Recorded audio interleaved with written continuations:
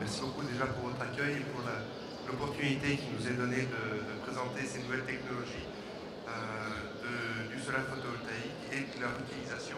Le solaire, qui, bien entendu, comme dans un pays comme le Maroc, est forcément une énergie d'avenir.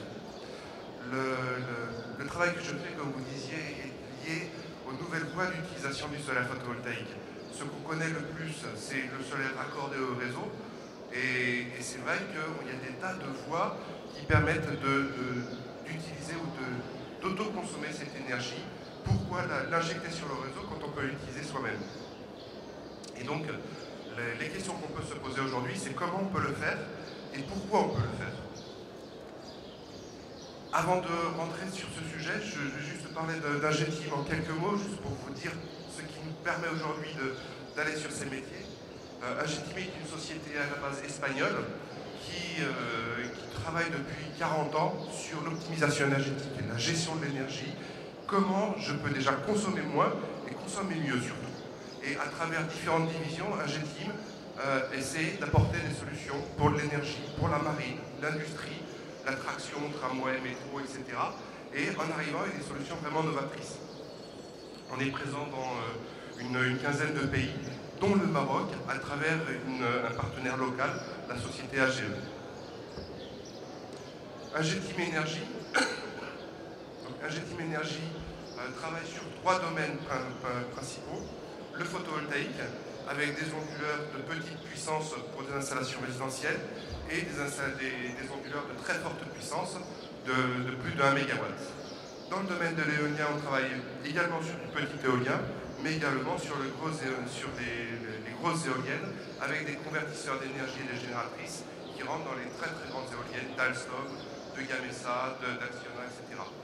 Dans le domaine de l'énergie, on travaille également sur la partie automatisation de centrales électriques, que ce soit pour des centrales hydroélectriques, sur la possibilité de piloter une centrale hydroélectrique, mais également toute autre centrale, notamment dans le domaine des énergies renouvelables, avec le solaire thermodynamique, et la possibilité de concevoir des centrales complètes qui permettent de transformer l'énergie solaire, non pas avec du photovoltaïque, mais avec des systèmes de conversion par l'utilisation de la chaleur.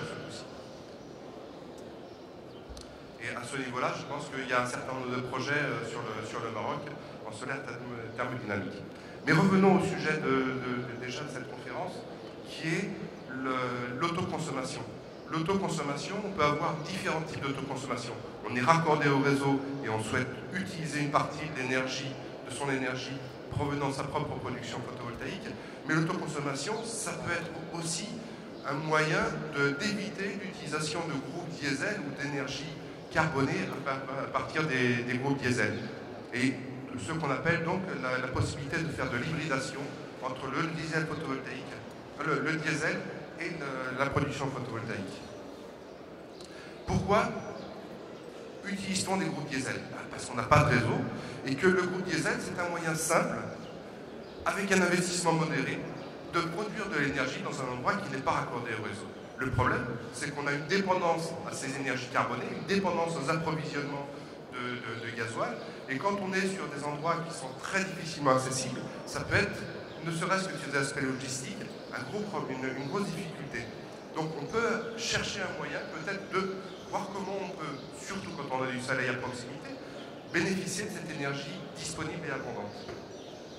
Et ça, on peut le faire parce que d'un côté, on voit que même si en ce moment il y a une baisse du prix du pétrole, mais la tendance est quand même sur du long terme à avoir une hausse du prix du pétrole. Et dans le même temps, vu les volumes qui sont générés en matériel photovoltaïque, les prix du photovoltaïque continuent de baisser d'année en année. Et donc on s'aperçoit qu'il y a une croisée des chemins dans lequel il est plus intéressant de produire son électricité à partir du photovoltaïque que produire son électricité à partir du diesel, voire de consommer depuis le réseau. Et ça, c'est d'autant plus vrai qu'on est sur une zone qui est quand même bien servie au niveau solaire.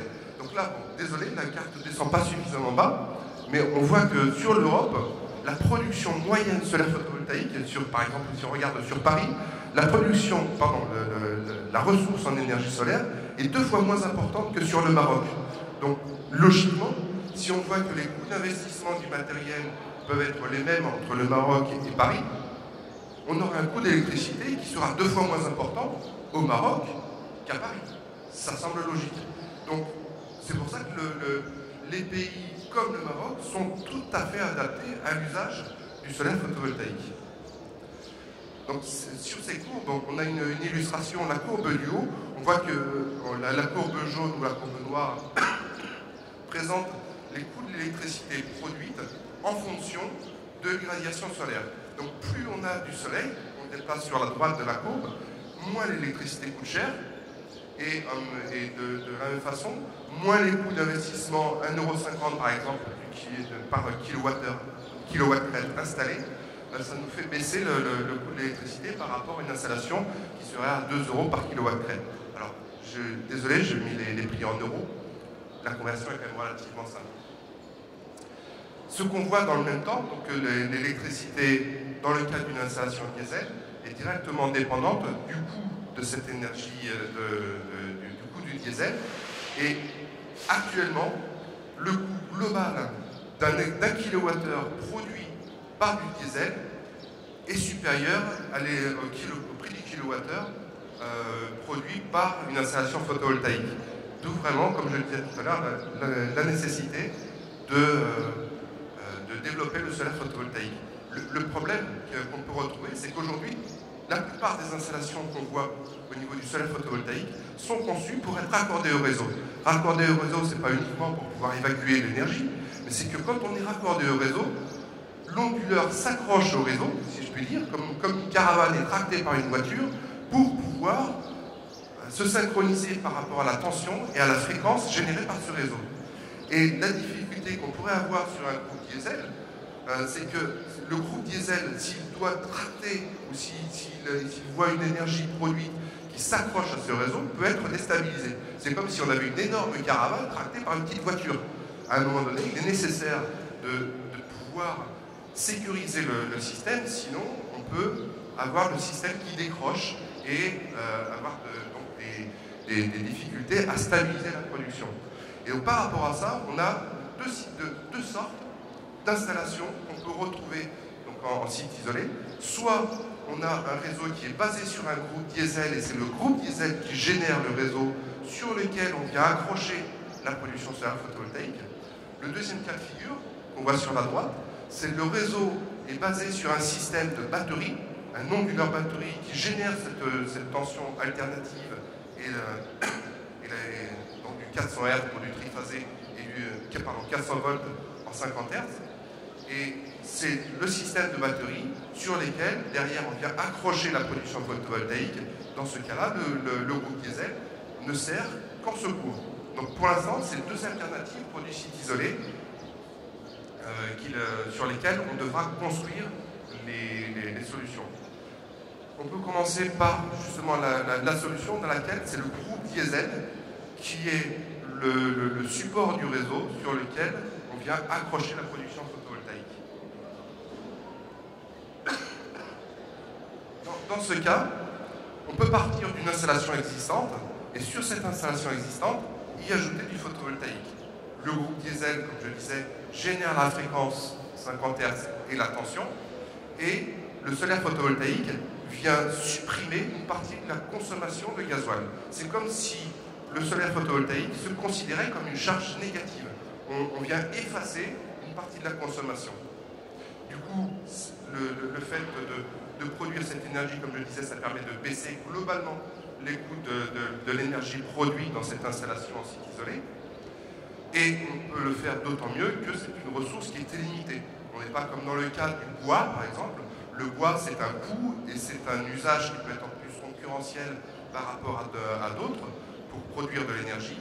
Et dans le cas du solaire, c'est une énergie qui est disponible, il suffit simplement de la collecter.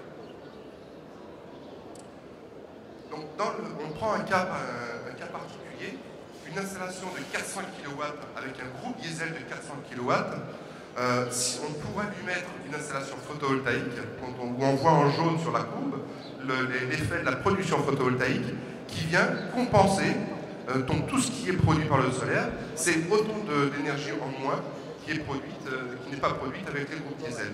Et dans ce cas de figure, 400 kW de groupe diesel, 300 kW de photovoltaïque. Ça nous permettrait d'éviter 25% de consommation de diesel et donc de compenser 25% d'énergie photovoltaïque directement au niveau de l'installation.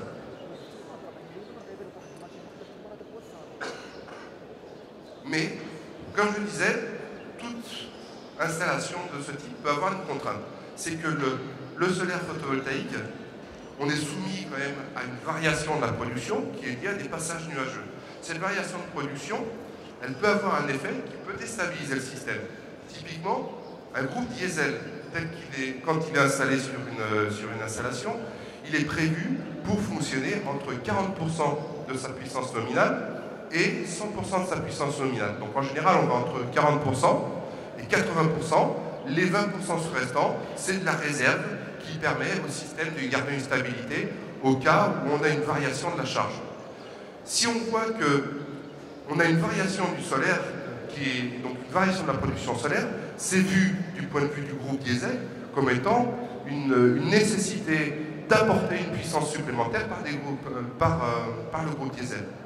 Et du coup, si ces variations sont trop rapides ou trop importantes, et que le diesel n'est pas en mesure de compenser le manque de production photovoltaïque, ça peut créer une instabilité. Donc il faut garantir déjà la tenue du réseau à ce niveau-là et assurer une charge minimum au groupe diesel. Comme je disais, le groupe diesel doit fonctionner entre 40 et 100% de sa charge. En dessous de 40%, il y a des problèmes de maintenance qui se posent sur un groupe diesel. Et donc si on va en dessous, on risque d'user prématurément le groupe diesel, et c'est pour ça que le fait d'alléger par une production photovoltaïque la consommation du groupe diesel peut être un avantage au niveau des coûts de l'énergie dans un court terme. En revanche, ça peut dégrader le matériel. Donc il est nécessaire, quand on fait une installation photovoltaïque avec du groupe diesel, de vraiment contrôler qu'on ne va pas sous-charger les groupes diesel, ce qui pourrait donc qui peut causer des problèmes de maintenance. De la même façon, si on voit par exemple que dans notre cas ici, on a du photovoltaïque et du diesel, en cas d'arrêt d'une charge, il ne faut pas que le photovoltaïque continue de produire et envoie un excès d'énergie produite dans le groupe diesel. Le groupe diesel doit produire de l'énergie, il ne peut pas en consommer. S'il en consomme, ça peut causer des dégâts. Donc il faut être sûr que quand on fait une installation, la courbe jaune ne vienne pas dépasser la courbe bleue, auquel cas ça pourrait être vraiment dangereux au niveau de l'installation. Et ça, c'est quelque chose qu'il faut vraiment contrôler. Et donc pour pouvoir faire cela, il est nécessaire de contrôler les onduleurs photovoltaïques pour faire en sorte qu'on s'assure en permanence que l'installation n'est pas en danger. Donc reprenons un exemple de ce qu'on fait sur du photovoltaïque conventionnel. Sur du photovoltaïque conventionnel, on a les panneaux d'un côté, les onduleurs, et on injecte sur le réseau. Ce qu'on a fait déjà, c'est par rapport à ce type d'installation, qui étaient les premières installations photovoltaïques, on a rajouté des automates, des automatismes qui nous permettent de contrôler la puissance et la tension. Typiquement, de contrôler la puissance active et la puissance réactive. Le simple fait d'injecter de l'énergie dans un réseau électrique peut provoquer des instabilités au niveau de la tension. Et donc le gestionnaire de réseau en France, qui est ERDF, demande aux exploitants de centrales électriques de moduler la puissance en cas de nécessité, pour ne pas créer de problème de stabilité sur le réseau, et de contrôler également la puissance active et puissance réactive. Et du coup, ça nous a obligés à développer des automates qui viennent directement piloter les onduleurs photovoltaïques pour respecter les consignes données par le gestionnaire de réseau. À partir du moment où on a cet automate, on peut l'utiliser différemment. On peut utiliser cet automate, comme je le disais tout à l'heure, pour contrôler qu'il ne va pas trop produire dans une installation avec du diesel, et du coup, on retrouve l'usage de cet automate par rapport à d'autres applications que des installations à corps des réseaux.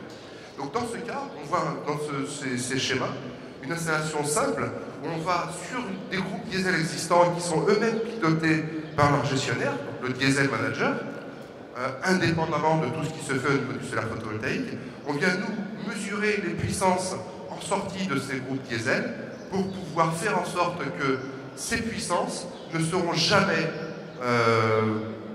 mises en danger, si vous voulez, par la présence de solaire photovoltaïque.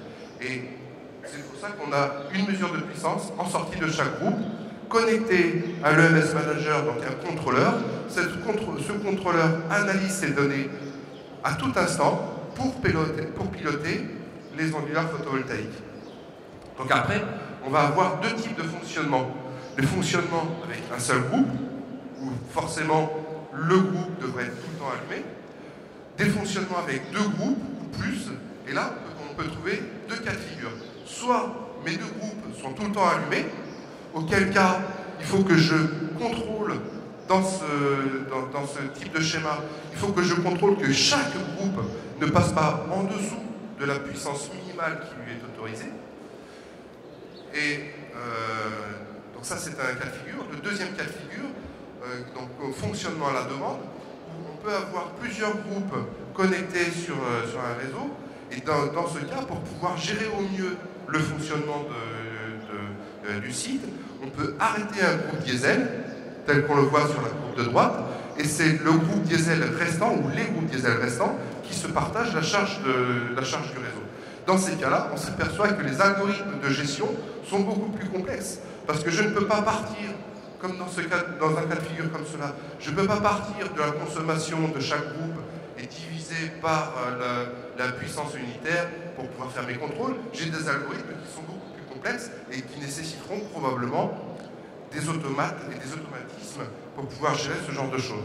Donc, deux cas, fonctionnement des groupes en continu et fonctionnement des groupes à la demande avec la possibilité d'arrêter ces groupes. Et pour chaque cas, on a des solutions qui sont adaptées avec soit un petit automate qu'on peut voir d'ailleurs sur le stand d'AGE, qui est une petite boîte de la taille d'une boîte de cigares avec un contrôleur interne pour pouvoir piloter ces onduleurs, soit dans le cas d'une centrale où on a des fonctionnements à la demande, où là on est vraiment sur des automates industriels complexes pour pouvoir apporter des solutions de gestion de l'énergie. Donc un exemple simple, là on est sur une petite installation hybride. On voit comment se positionne le gestionnaire d'énergie. Ce gestionnaire est raccordé à un wattmètre directement en sortie du groupe diesel et on vient piloter par la communication type Modbus les onduleurs photovoltaïques. Ça, on peut le faire, que ce soit sur une installation existante ou bien entendu sur une installation nouvelle. Un exemple du type de gestion qu'on doit faire.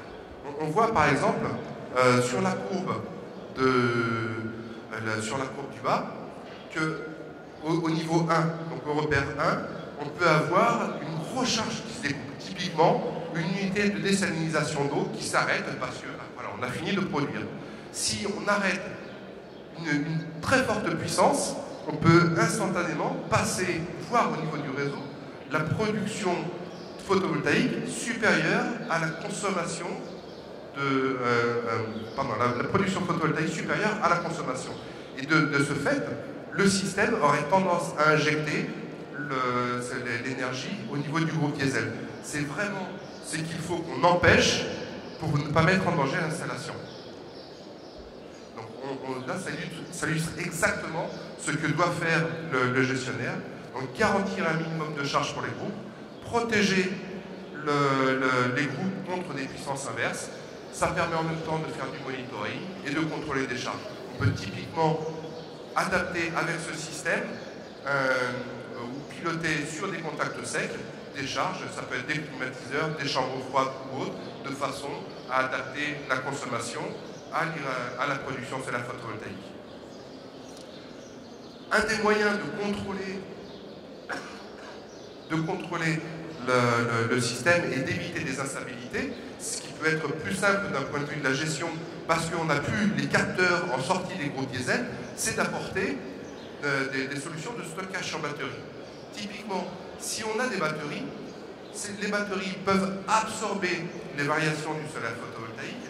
Et donc les problèmes qu'on écrivait tout à l'heure, qui est d'avoir des variations qui sont supportées par les groupes diesel, là, ça va être les batteries qui peuvent les absorber. Et du coup, on peut, dans ce cas-là, avoir une gestion qui est beaucoup plus simple. On voit qu'on n'a plus de lien direct entre la production photovoltaïque et le groupe diesel. La production photovoltaïque est juste vue par les groupes diesel comme étant une baisse de la consommation, mais il n'y a plus d'interférence entre la production photovoltaïque et la production diesel.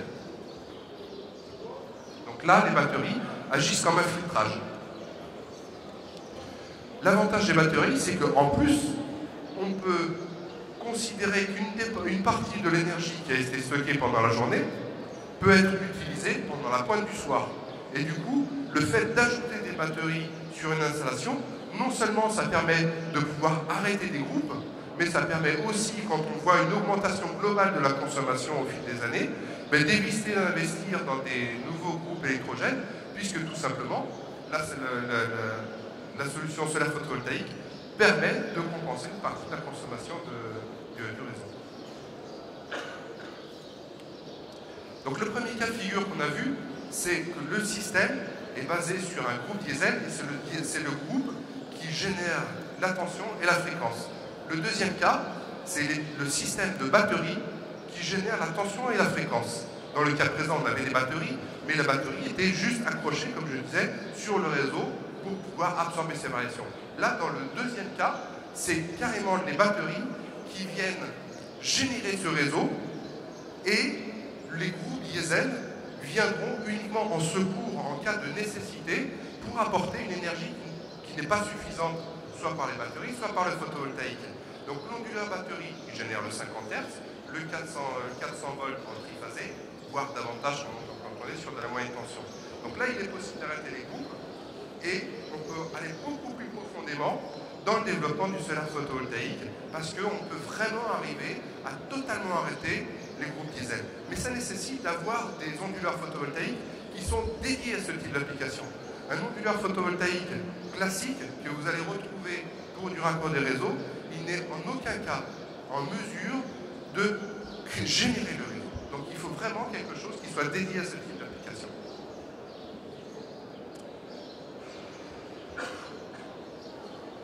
La transition entre le système hybride avec des groupes diesel et l'autoconsommation, elle est directe. Si à la place de mon groupe diesel, je supprime le groupe pour voir mon réseau, pour voir un réseau électrique, eh bien on voit qu'on se passe, on est raccordé au réseau et les similitudes sont assez similaires. Dans ce cas, l'onduleur, lui, permet bien entendu de générer le réseau en cas de rupture du réseau. Donc typiquement, si on est sur un réseau un peu fragile, en bout de ligne, on a vraiment beaucoup de coupures. Le fait d'avoir une architecture de ce type avec des batteries, ça permet de sécuriser les approvisionnements électriques, même en cas de rupture du réseau. Et donc on voit qu'un réseau isolé raccordé, un réseau de ce type, un fonctionnement en mode autonome, raccordé réseau ou raccordé sur un groupe diesel, il y a relativement peu de différence. Donc là, on est sur une installation industrielle, schéma typique d'une installation entre 60 et 250 kg, mais on peut avoir également le même type d'installation et encore plus simplifié sur des installations résidentielles. Là, on est sur des onduleurs de 3 à 6 kW et on voit qu'on est vraiment sur quelque chose d'extrêmement simple parce qu'on est sur une solution très compacte et qui est définie pour des usages au niveau d'une maison individuelle notamment. Sur ce type de courbe, on voit exactement ce qui se passe dans la maison. Donc la courbe,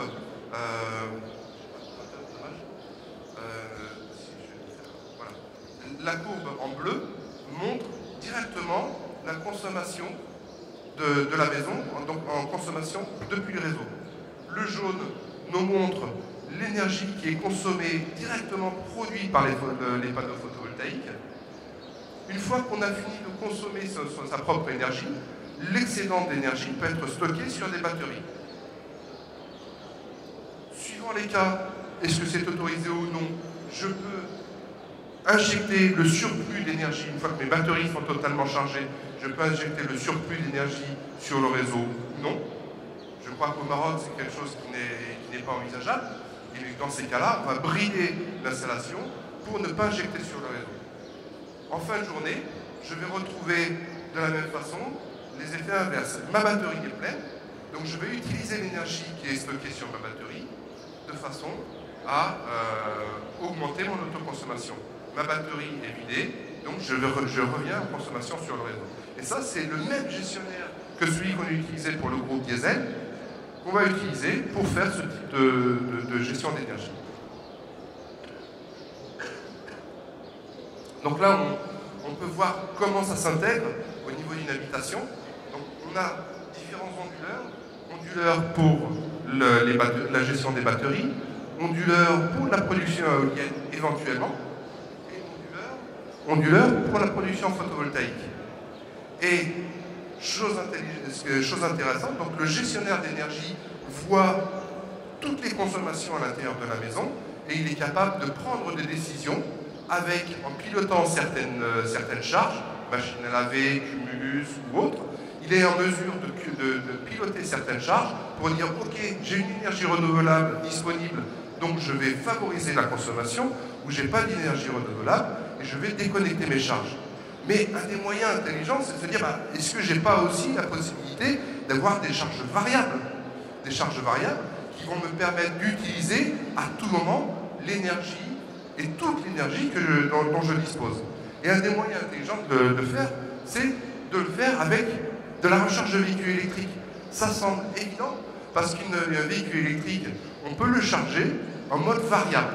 Donc si on est sur un système dans lequel on dispose d'une énergie renouvelable, un des moyens naturels d'utiliser cette énergie, ça peut être de piloter des charges variables, comme on le voit pour un véhicule électrique qui peut avoir une charge qui dépend de la production photovoltaïque. On peut avoir d'autres cas de figure pour des charges variables, typiquement un cumulus, qui permettra d'alimenter en puissance variable un chauffe-eau par exemple. Quel est l'intérêt?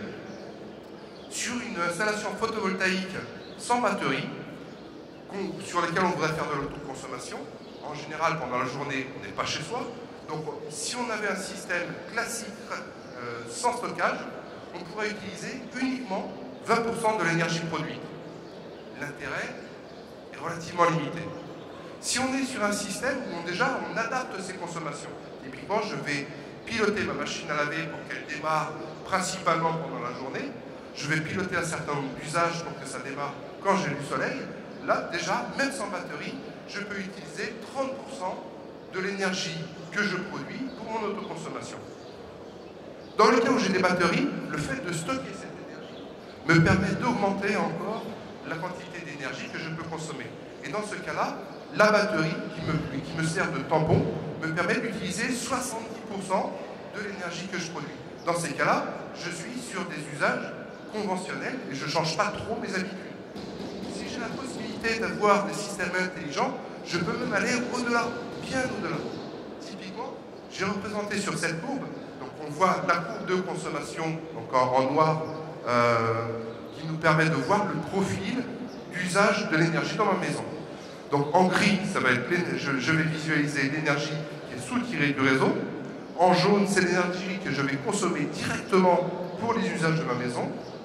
Et donc en bleu, en marron ici, je vais voir l'énergie que je peux stocker dans des batteries pendant la journée. Alors j'ai des variations parce que je voulais représenter par exemple le cas où j'ai des nuages. Le cas idéal, bien entendu, qu'on verrait sur la courbe en cloche, se présente souvent au Maroc, mais il ne faut pas oublier qu'on a quand même des jours avec des nuages. Et dans ces cas-là, il faut quand même pouvoir adapter sa consommation aux aléas de la production. Et le fait, comme je le disais tout à l'heure, on peut être sur un véhicule électrique qui se charge avec des puissances variables, ou dans d'autres cas de figure, le fait d'avoir un système qui utilise des puissances variables, ça nous permet vraiment d'utiliser cette énergie qui autrement serait perdue. Donc c'est comme si on chargeait sa voiture avec 0 €, parce que c'est une énergie dans le cas du véhicule électrique qu'on n'utiliserait pas autrement. Typiquement, ici, là, c'est cette partie-là, la petite partie à droite de la courbe, c'est l'énergie laissée en production qu'on ne sait pas utiliser. Donc plus on pourra optimiser les usages de l'énergie, bien entendu, plus on pourra rentabiliser une installation. Donc AGTeam est développeur de bornes de rechargement de véhicules électriques et ça nous a permis justement d'essayer de trouver des liens entre la production et la consommation pour la recharge de véhicules électriques. On verra un petit peu plus tard les produits qui sont disponibles. Voyons typiquement comment se compose ce type d'infrastructure. Donc on a l'installation la plus simple qu'on puisse avoir, notre onduleur photovoltaïque et onduleur batterie. Donc c'est un produit tout en un qui pourra être utilisé, comme je le disais tout à l'heure, pour l'autoconsommation. Ce système, lui, pourra être autonome, mais également connecté à l'EMS Manager, donc le gestionnaire de l'énergie, permettra de donner toutes les informations sur la disponibilité de l'énergie renouvelable. D'un autre côté, j'ai bien entendu mes consommations à l'intérieur de mon bâtiment. Ces consommations, je peux visualiser ce qu'elles sont avec un wattmètre. Le wattmètre me dit à tout instant ce que je consomme et donne l'information à l'EMS Manager. L'EMS Manager voit donc tout. Il voit la consommation et il voit la production. Donc à tout instant, il est en mesure de piloter la borne de rechargement via une communication type Modbus et il peut donc donner l'information en temps réel à la recharge de véhicules électriques de la puissance qui est disponible pour la recharge de véhicules électriques. Au niveau industriel, on pourra retrouver exactement, alors un peu plus complexe, mais exactement la même architecture quand les onduleurs sont mis en parallèle ou en triphasé. Et ça nous permet d'augmenter la puissance, aussi bien pour la production que pour la recharge de véhicules électriques. Mais typiquement, regardons ce qui se passe quand on est sur la recharge de véhicules électriques. Aujourd'hui, un véhicule électrique type Zoé, Renault a commencé à commercialiser la Zoé au Maroc. La Zoé, c'est une des voitures électriques les plus révolutionnaires du marché. C'est déjà ça fait une pêche extraordinaire. Quand on conduit cette voiture, on n'a pas l'impression du tout d'être sur un véhicule électrique, mais vraiment sur une voiture qui a une réponse très très importante.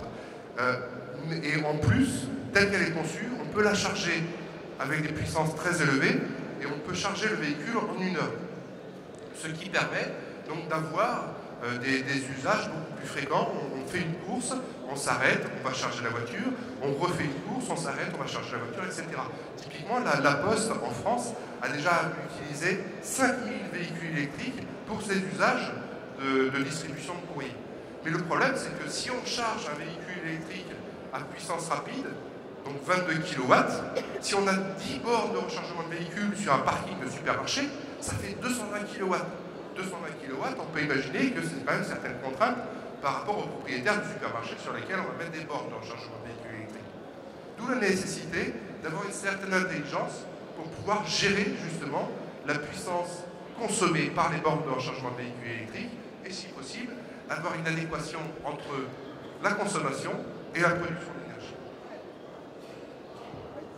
Donc on voit sur ces courbes-là que déjà on a la possibilité, indépendamment de toute production d'énergie, d'avoir la possibilité de piloter les recharges de véhicules électriques avec des consignes fixes. Même si j'ai 10 bornes de rechargement de véhicules électriques qui consommeraient potentiellement 220 kW, quelle est la probabilité pour que j'ai 10 véhicules qui arrivent en même temps et qui se chargent simultanément sur le réseau?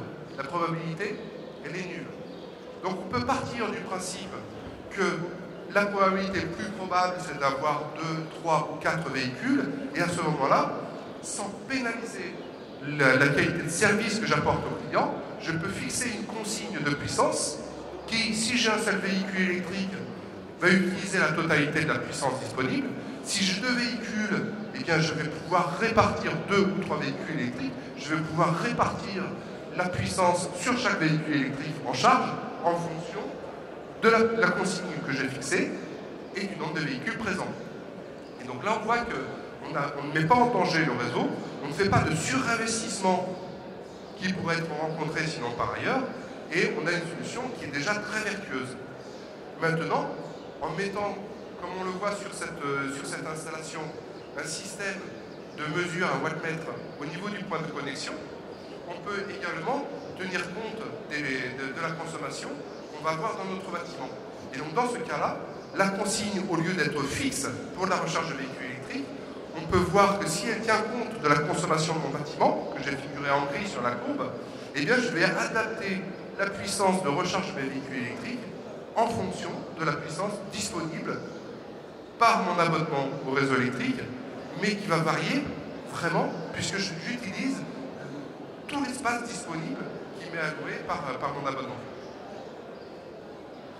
Et de la même façon, si j'ai une production photovoltaïque sur mon installation, je peux dire que ma production va me rajouter une capacité d'injecter dans des voitures en recharge une puissance supplémentaire sans avoir besoin d'augmenter mon raccordement réseau. Donc c'est toujours vertueux. J'augmente l'usage des énergies renouvelables, je minimise les coûts d'investissement au raccordement. J'ai plus besoin dans ce cas-là de rajouter mes transformateurs pour mes 220 kW qui seraient nécessaires normalement. Et donc j'augmente l'augmentation d'énergie renouvelable sans perturber, sans gêner l'usage et baisser la qualité de service pour les gens qui utilisent les bornes de rechargement de véhicules électriques. Voilà, c'était un petit tour d'horizon des solutions qu'on peut apporter, ou plutôt des usages qu'on peut avoir en autoconsommation. Maintenant, tout ce que j'ai décrit, ce n'est pas de la science-fiction, c'est des solutions qui existent réellement. On est vraiment sur des solutions réelles, avec des onduleurs solaires qu'on retrouve, puisque ce sont les mêmes qui sont raccordés au réseau, des onduleurs photovoltaïques, donc pour des petites installations sur des onduleurs monophasés pour des installations résidentielles, sur des installations industrielles qui peuvent fonctionner aussi en site isolé ou sur des solutions hybrides. Donc on est sur les solutions de 60 à 250 kW et sur des grosses installations là, qui ne peuvent pas générer le réseau, on va être limité à 1000 kW. Voilà les deux types de gestionnaires qui sont utilisables.